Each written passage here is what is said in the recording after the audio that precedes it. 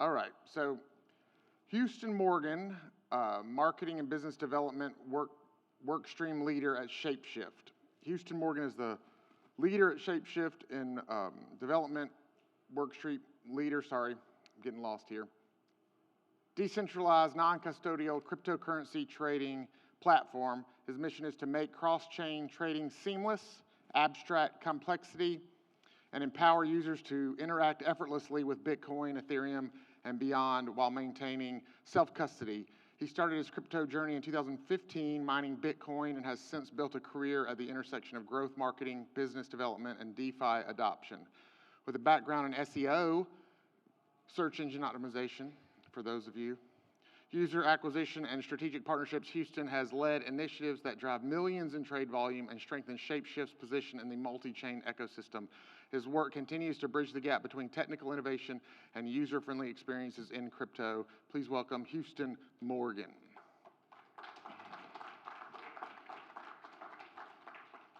Thank you. That was awesome. Real quick before we get started, can everyone do me a favor? Can you guys just stand up real quick? Just stand up a little. It's like, if you guys are, who here is a baseball person? No? I'm not a baseball person, actually. It's like the 7th inning stretch. Everyone take your hands up and just stretch real quick. Oh, man, we've been sitting for like hours. Oh, I know I need that right now. Sit back down. Cool. Yeah, just wanted to, get a little shake up. Very interesting. Hello. Thank you for having me. My name's Houston.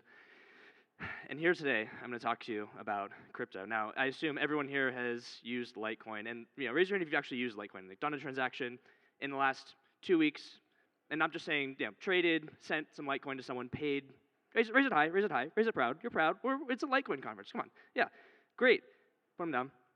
Thank you. Thank you. It's really amazing how we have an audience of 100 people, and of that, 6 or 7 of us in the last week or 2 weeks have really actually transacted with Litecoin. And it's not a shame on those of you who have not transacted, but more so a reflection on where the industry might even be at being able to use Litecoin in a multi-chain environment, in an increasingly large environment where we have a Bitcoin conference down the road, right, where you can pay with Bitcoin at point of sale, where you have Stripe integrating 0x transactions. Litecoin is somewhat left in the dust, a little bit, right? Because you see these people, they see Bitcoin price go up, companies want to accept Bitcoin, right? How can we bring Litecoin to the multi-chain masses as this industry grows, as more communities, as more companies want to functionally accept these currencies? So, let's chat a little bit about permissionless self-custody. How many of you hold Litecoin in a self-custodial wallet of your choice? Don't, raise your hand, raise your hand. This is an interactive presentation, not a keynote. Yeah, raise it high, raise it high. Okay, how many of you hold Litecoin in general? Let's just start there. Okay, that's great. Okay, great. So of those who choose to hold self-custody, I'm a marketing guy. I'm a smooth brain marketing guy. Tech goes way over my head. It's sort of crazy. It's amazing I survived 10 plus years in this industry. When it comes down to being able to use Litecoin in a self-custodial, decentralized fashion, the ease of being able to pay, being able to transact, being able to functionally use Litecoin in a manner that is easy is difficult. How many of you feel like you can use Litecoin easily? Yeah, on a daily, on a regular, weekly basis. What do you buy Litecoin? What do you use your Litecoin for? Yeah. What are you paying for Litecoin? Bitrefill, Amazon. All right, anyone else? What are you using Litecoin for? It's interactive. Come on. Throw me a bone. Yeah.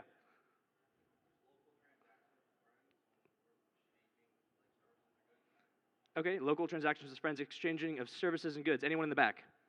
This is like a classroom. If you sit in the back, I know you're not paying attention. Anyone? One more. No? One more time? Cross-border payments. Beautiful. It's nuts. We have a gardener that works for us. He sends funds over to Mexico, and he uses wire transfer. And we introduced him to self-custodial Litecoin options. And he used to pay $100 per wire transfer fee to send money to his family. Now he's using Litecoin and paying pennies, right, every transaction. It's amazing how prolific this can happen when done in a self-custodial manner. Do that same transaction potentially in a centralized exchange, you now have ossification risk. You have risk of that centralized exchange going up and underwater. You cannot take custody of your funds because you don't actually hold them. And it all comes down to you at user experience. How many of you feel like you have a good user experience? This is, again, interactive. Who feels like they have, like, man, I love transacting with Litecoin. This is the best thing ever. Yeah, one hand. You guys can't see it? You're like, yeah, okay, so for context, so you can know what I see, there are about 30 hands that raised with people who transact with Litecoin. I just asked that question, who loves transacting with Litecoin? One hand.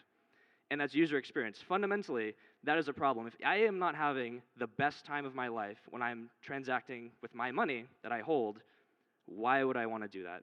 And the reason why we see such a large migration to these like custodial solutions is Coinbase is really easy. Coinbase is super easy. Coinbase is, it's awesome. I take my checking account, I connect it to my bank, it holds my Litecoin for me, I can send it to my friends. It's very straightforward. Self-custody is hard. Self-custody is the price that we have to pay to hold our keys, to have that journey, but it's difficult. And humans are lazy. Who here is lazy? I'm lazy. Oh, yeah, we're all lazy, yeah. I don't want to write down my seed phrase. I don't want to open my wallet. Which wallet am I using today? Oh, shit, I didn't have this one on my phone. It's on my other phone because that's the private phone that I don't use for things. It's hard. It's difficult, right? How can we make the masses really enjoy taking self-custody, make that an enjoyable experience to permissionlessly pay with whatever cryptocurrency they prefer? How? It's a genuine question. Anyone? Bueller? They don't know what they're doing. Imagine being able to transact. Let's just say you're a vendor. You make iPhones, right? You're selling an iPhone. You want to receive Litecoin as a payment. Customers want to come in and pay with whatever they want. They don't care. They want your good, right? And they want to be able to pay with it. How can you make that happen? Using blockchain on the back end, being able to trade in a cross-chain, multi-chain environment that is so seamless, so permissionless, so smooth, the customer doesn't even realize they use it. And that's where we see mass adoption of self-custody. That's where we see mass adoption of being able to transact with whoever, whenever, whatever in a self-custodial event. I'm looking at my notes. I wrote this like 6 hours ago, and I think I'm missing a couple things, but we'll get back to it. So, multi-chain and use. And let's talk a little bit about multi-chain. Like, what are the most common transacted chains that we see today? Right? We talked a little bit about Bitcoin conference, accepting Bitcoin. At point of sale, what are you guys seeing as options? Tron, Base, anything else? Bueller? No? Solana, a little bit of Solana, a little bit of, thank you. Right, at least I know you're listening.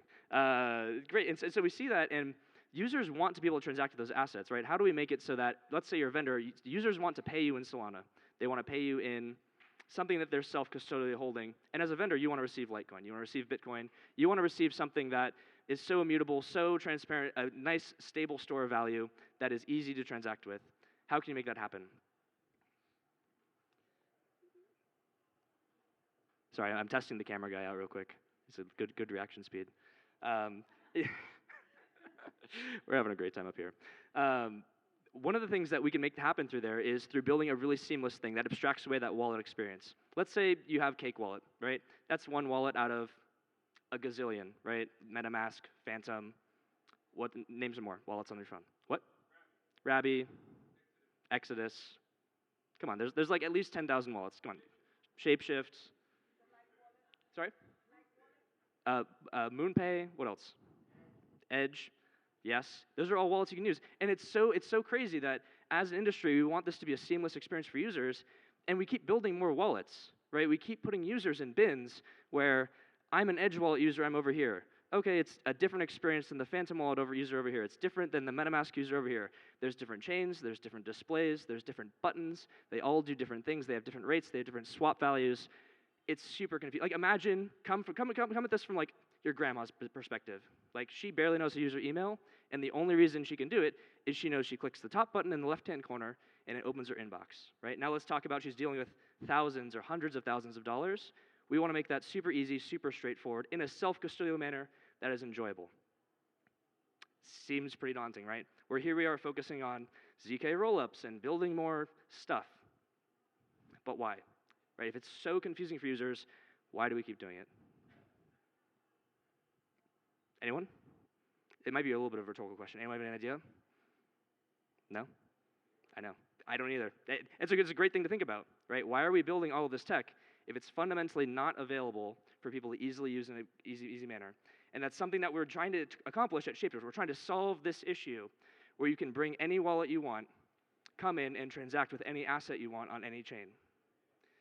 fundamentally, a user should be able to go to anywhere on any app outside of ShapeShift and connect any wallet they want that has their funds. They should be able to see their funds, where their money is at any given time, and trade, send, buy all of those assets on any of those chains into whatever other assets they want. Let's say I have an Edge wallet. I connect into ShapeShift. I can see my entire balance. I can permissionlessly trade, send, swap, receive into any other asset in a self-custodial wallet as possible. I can connect my MetaMask wallet. I can do all of those things in the same manner. The buttons are always in the same place. The UI always looks exactly the same. It's a clean, seamless experience. And I think that is what we should be more focused on building. Not more so than tech. The tech should obviously continue moving forward. But what I think is more important is making a consistent experience for users. If users do not experience consistency, they'll leave. It's plain and simple. Would you stay around if you didn't know what to expect? We hate surprises. We hate not knowing what to expect. We hate seeing a zero show up when we think we have money in our wallet. Right? Who's seen a zero in their wallet and they're like, I have money in here. Where the fuck's my money? Like, yeah, it sucks. It's scary, especially when you're talking about blockchain. That is a huge problem we're trying to solve. Now let's talk about the crisis. There's a lot of crises we're talking about. Most of the Litecoin that you see on chain, right, or even in custody of exchanges, is held on those exchanges. And again, going back to consistency, the exchanges do a great job of being consistent. The exchanges do a great job of, as giving up your right to self-custody, they make it very, very, very easy for you. Oh, you forget your password? You can reset it. You forget whatever? You can go to the support team and recover it. For a self-custodial wallet, you lose that 12-word phrase, it's gone forever. I set up, my mom was I onboarded her into a self-custodial wallet. I said, Mom, don't lose this piece of paper. A year later, she's like, Houston, I can't find the paper. I'm like, Mom, this is, like, where'd you put it? She's like, I looked in my secret hiding spot. It was not there. All those funds, gone. I can't help her. Fundamentally, as a person, that feels really terrible, right? And we have to think to ourselves, how can we build a multi-chain future that is consistent, safe, users feel comfortable knowing there's a net underneath them, or at least acknowledging that there is not a net and accepting that risk? I'm posing a lot of questions to you because I want to make you think. I want to challenge you to how we approach blockchain, how we approach a multi-chain blockchain ecosystem that encourages self-custody. I don't have the answers, and I hope there's builders in the audience that can think of the answers that make this future reality. Because I don't think that's where we're at today, but it's what we're building towards. So, the social layer. Let's talk about this real quick. I got 5 minutes left. When we talk about a social experience, right? I'm talking more than just like tweeting. I'm talking more about, pictures. I'm talking about being able to transact with your friends, right? Being able to easily do that peer-to-peer and making it fun. Making it fun in the way that your friends want to pay you. You're like, hey, let's split the bill. Oh, sure, I'll send you some Litecoin.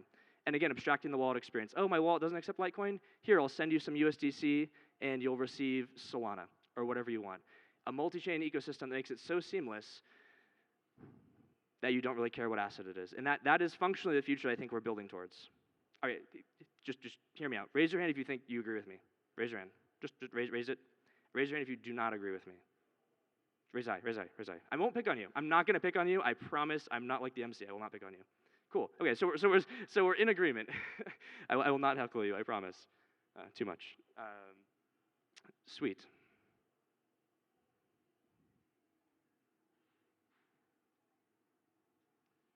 Let's talk a little bit about KYC, real quick, in self-custody. Yeah, louder. Yeah, great. If you were here for the panel yesterday, we talked a little bit about KYC, and this is now I have 4 minutes to talk to you about why I think KYC is bad. Specifically, as you guys are able, you're going to be forced to listen to me. I guess you could also leave. But fundamentally, I think KYC does more harm than good, right? The recent Coinbase leak of all these users' PII, right? Photos of passports leaked. There were some people, what was that rapper?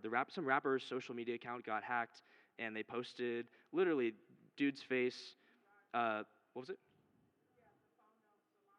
The founder of Solana. All of his PII got leaked, and it's like, okay, how can we?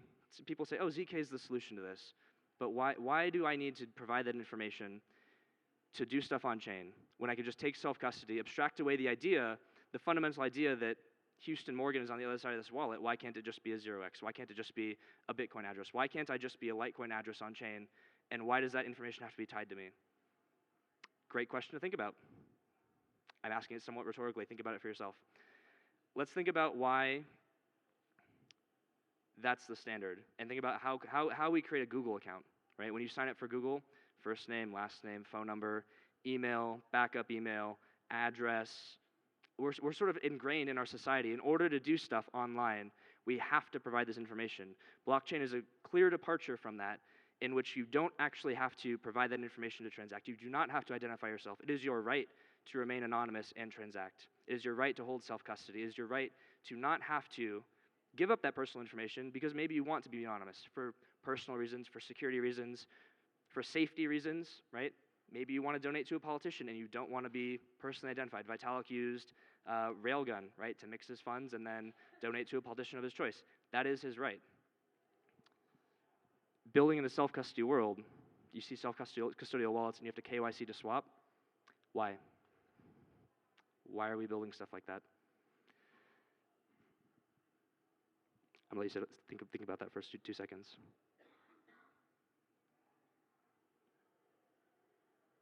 So,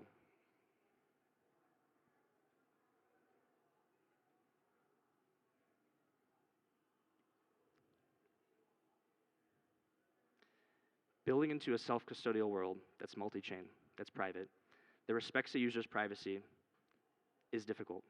It's not going to be solved by one team. It's going to be solved by a community of builders that align around the ethos and understand the fundamental problem that it is difficult for a user to have a sticky, reliable experience. We need to make blockchain reliable. It's weird. It's reliable. It's an accounting ledger. It's an immutable accounting ledger that is reliable. Fundamentally, it does the same thing over and over and over and over again, and yet somehow the user experience to use that ledger that is reliable is unreliable. As builders, as the community behind these chains, we have to do better about being reliable on the interface layer. We have to be more reliable about making a seamless cross-chain experience more reliable. We have to be reliable when a user clicks a button on a UI, it does what it says it does. We have to be more reliable about having tooltips that explain to the user what things are actually doing, right? Without that, we're not going to see growth. Fundamentally, as a marketing person, you can't onboard the next 100,000, million, 10 million people without having consistency, without having the ability for users to know what is going to happen at every step, especially when you're talking about money. Especially when you're talking about money. You cannot mess around with that. And it's something that fundamentally, it's weird. We're a bunch of nerds here, right? We like building tech, and we often forget about the aesthetic side. We forget about how something feels when you fundamentally log into it for the first time, how it feels to do a transaction and you see the thing spinning on the UI. It's a really dumb thing. It doesn't mean anything's happening, but we like seeing the thing spin. Like, we think something's happening, but nothing's happening, right? We know that as developers, right? Like, the thing's spinning and nothing's happening. The users like to see that. How can we build more interfaces for multi-chain blockchain that makes a user feel comfortable? That's my time for the day, and I leave you with that question, and I hope that we can build into a better multi-chain self-custodial future.